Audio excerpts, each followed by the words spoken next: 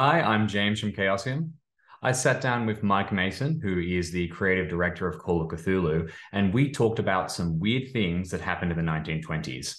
This is sort of a follow-on video to the What We Get Wrong about the 1920s interview that we released a while ago. And a very quick point, although we say there are 10 things in the title, some of them kind of get merged together. So eagle-eyed viewers might notice a slight numerical discrepancy. Please ignore that. There are 10, arguably, and I'll argue it if you challenge me on it. Anyway, I hope you enjoy the video. Please remember to subscribe to our channel, and thanks for watching. So, the 1920s, like any decades, there's lots of things happening, and there's lots of things historically we know already and are easy to remember, like prohibition and gangsters and all that kind of thing. But like most history, there's always interesting little snippets, and they're not big things in and of themselves, but they're kind of interesting, and they speak to me in terms of like being potential kind of ideas for scenarios to build around or inspire. So there's things like the US Postal Service is an interesting one there. There's a thing that I love about hats. There's things about alarm systems in houses. And if Coca-Cola wasn't invented in the 1920s and you didn't want alcohol, what would you order at the bar? Things like that, kind of some pieces of interest, I guess, is the way you'd kind of call it. All right, so there's about 10 topics to go through. Let's dive into them and talk through them. What's the first one you've got? It's one technicality in the kind of the rules of the mail that you could send. Obviously, you can send very large parcels through the mail, and even in the 20s, obviously, you could do that as well. So technically, it wasn't illegal to send a child through the mail somewhere, rather than go to the expense of ferrying a child across the country yourself. You could mail them technically to go and have a weekend with grandma or more. Obviously, I don't believe any of them were actually packed up in parcels, but you could theoretically put a postage tag attached to their jacket and mail them with the mail. It actually was clearly must have been a thing, because there was a children's book written called Mailing May. So clearly, if there's a book written, that must have come from somewhere. From what I understand, it was a more of a rural thing. So a rural-based family might use the mail to send young May to another neighborhood or whatever to go and visit family or friends or whatever. That is absolutely ridiculous. What's next? Did you know that in the 1920s there was a craze concerning flagpoles? Not just putting them up, but the craze was sitting on top of flagpoles. So this is like a stunt. It's like an extreme form of planking. Yeah.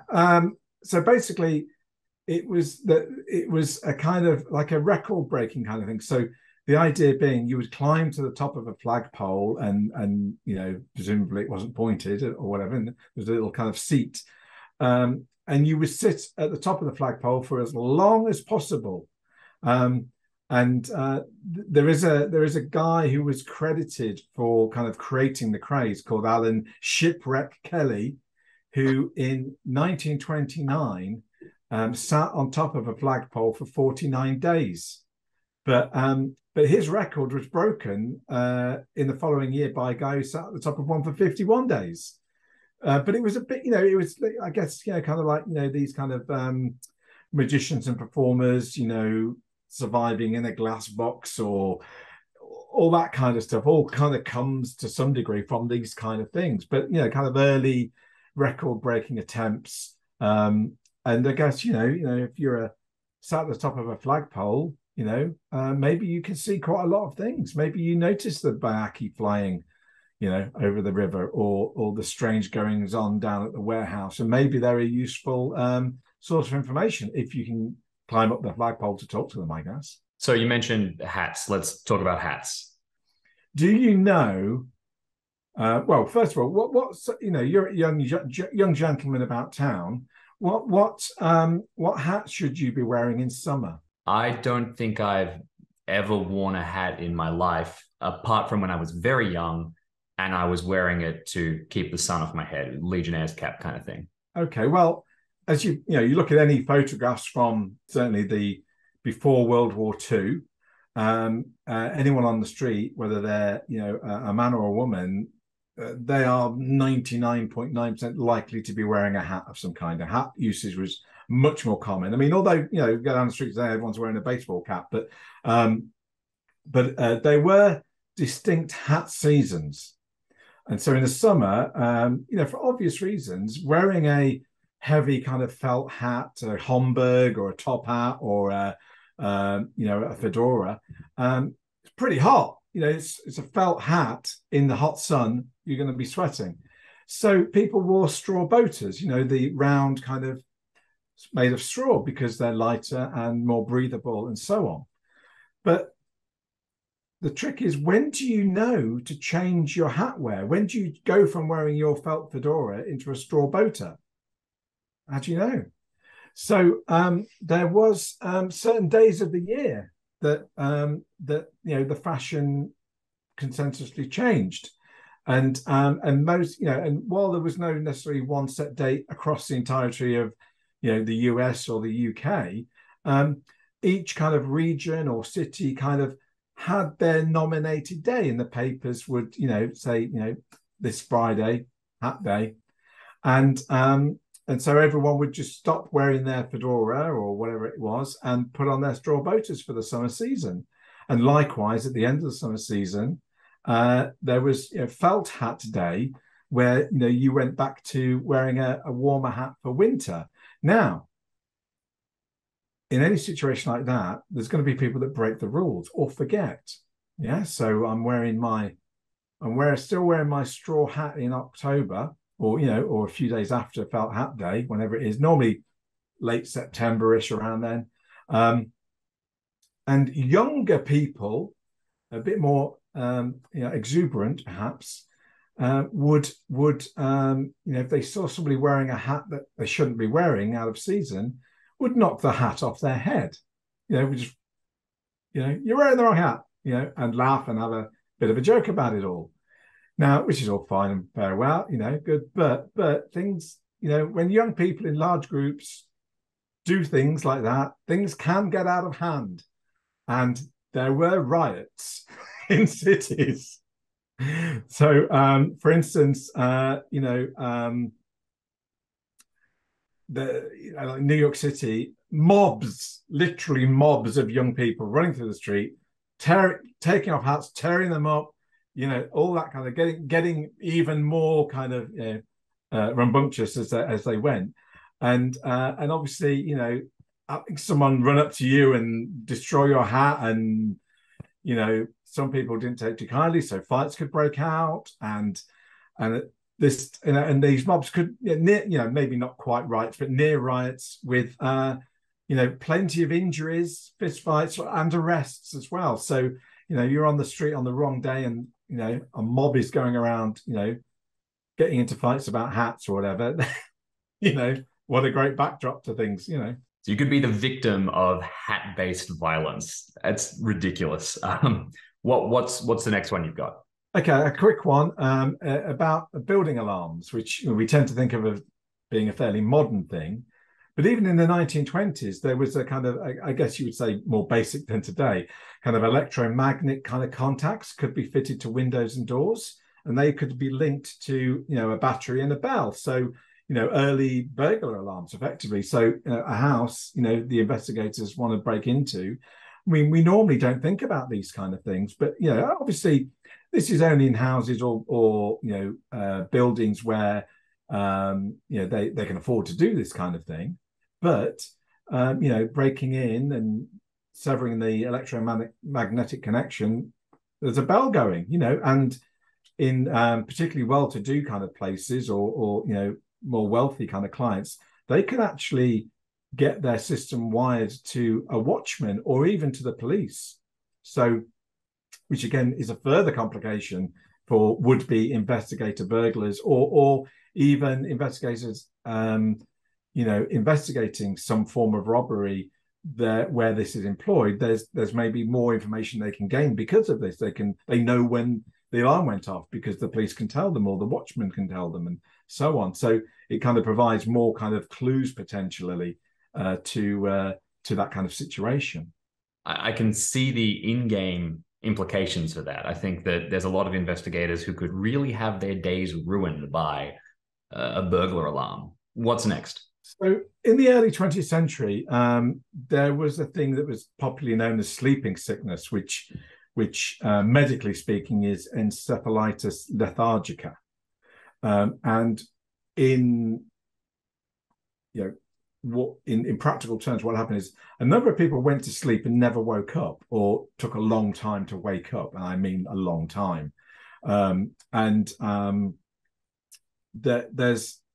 a lot written on this, and you can go and do your own research. But it's obviously an interesting thing, when you start to build in things like the dreamlands and other things going on. But effectively, people suffered this condition and went to sleep. Some never woke up. And some did pretty awful things while they were asleep to themselves. So there's one situation I think where a girl pulled out a number of teeth, 10 or more teeth, while she was asleep. Another tore out both their eyes, and then actually did wake up at some point. I'm not sure. I don't think it was immediately, but later on woke up, and actually were quoted to say that they believed their eyes fell out while they were asleep rather than pulled. And then as the kind of decade reached an end, the number of cases dwindled down until they more or less stopped. I guess there's always a potential for more cases elsewhere in the world, but it's one of those kind of strange phenomena really that took place, and you just kind of extrapolate from that various things. But people who seem to be are they dreaming, and if so, what is happening are they trapped in dream? They can't wake up. Are they not in dream? Are they more like a kind of an induced coma where you're kind of semi-aware but not dreaming and not awake, in this kind of strange between mental state? And they all that's all kind of, I guess, fertile ground to some degree for any number of potential kind of stories, I guess. And particularly, as I say, if you connect it to the concept of the dreamlands, the collective unconsciousness kind of creating this dream realm that any or some of us can inhabit and go on adventures in, and all that kind of thing. You told me a little bit about the sleeping sickness before we started this interview, and I still find that completely terrifying and absolutely insane. I'd love to see some scenarios about that. What's the next one? With speakeasies, illegal drinking dens, basically, there are many everywhere in the US during Prohibition. Particularly, we get informed of this through films and things like that, and you get the classic kind of thing where the unmarked speakeasy door, that you knock on the door and the little latch opens and somebody looks out at you and sees whether you look all right, and then might let you in or whatever. And we kind of have this concept that maybe there's a secret password. If you got the password, you can go inside. But many didn't use a password, and less commonly known is many just had a membership card. You became a member and you just flashed your membership card, and that's how you got in. There was no password. It's one of those little, it doesn't mean a great deal, but it's an interesting kind of historical point you could maybe use in a scenario, particularly as a clue. You find a business card for a place, you don't know what it is, you don't even know it's a speakeasy, it's got an interesting name, but this person had it, and now you've got to go and find where this card connects to, and what doors does it open for you, that kind of thing. So it's an interesting kind of clue device, I guess, in that sense. And I mentioned about what soft drinks. So your big brand sodas and whatnot aren't readily available or invented yet in the 1920s. So if you have a kind of a teetotaler investigator, what are they going to ask for at the bar? And it is stuff like grape juice and orange juice or ginger ale, club soda, obviously, are all kind of popular choices of the kind of things you would ask for, and they tend to be either something very neutral flavored like soda or with fruit flavored kind of things. And again, it's just kind of background color to a scene. Maybe your NPCs are drinking something unusual, or they're teetotalers, and so you want to describe what they're drinking or what they offer the investigators. And it's again not a massive plot thing, but it's just color and description you might be able to use in a scenario. My favorite fact is that they used to lock the doors. They literally had these giant padlock things that they would go around and seal shut speakeasies with. What's next? What's the next one? This is an opening line for you to do your own research with. But basically, in 1926, the first flight of a liquid-fueled rocket took place, and the chap who was behind it was a guy called Robert Goddard, and that was his first flight. So the first, liquid-fueled rocket, 1926, and that's all I'm going to tell you. But I mean, if you can't think of why that might be useful to a group of investigators, or what what did he fire the rocket at? Why did he build it? What happened?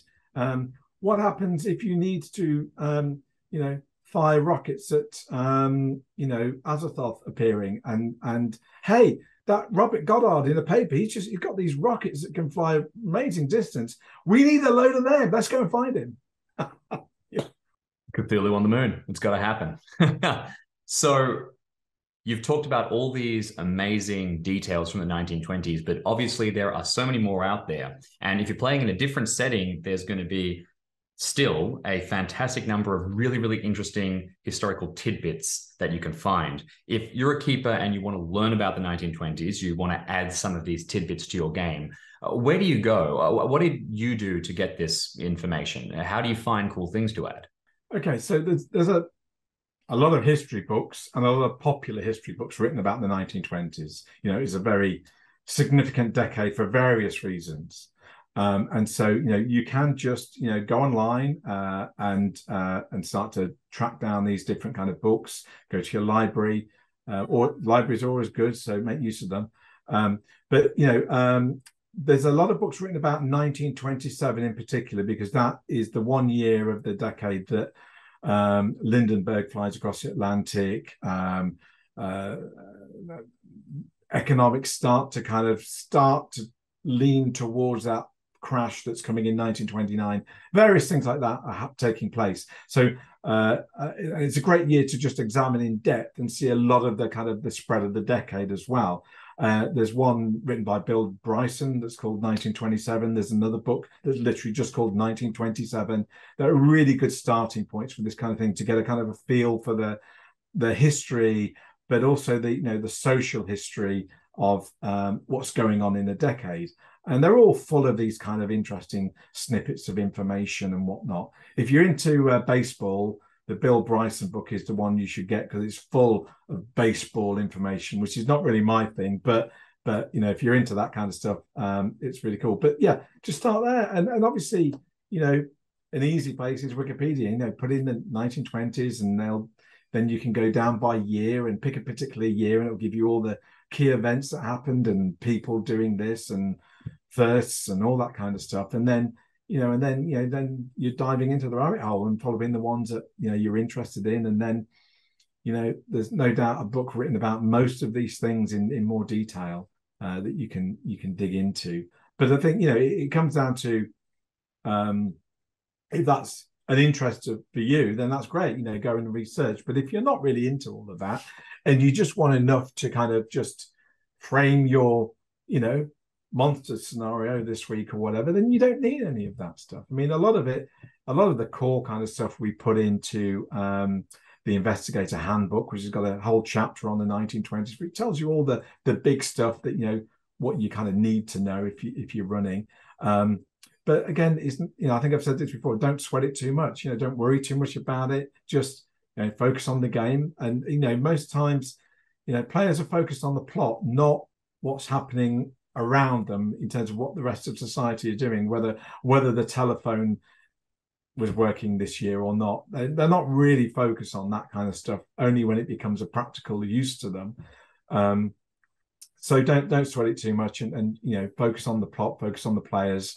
And you still have a great game. All this other stuff is useful for people like me who write and edit scenarios, because it helps with add a little bit more color in, provide some useful information, maybe throw in something that not many people know, a bit of interest.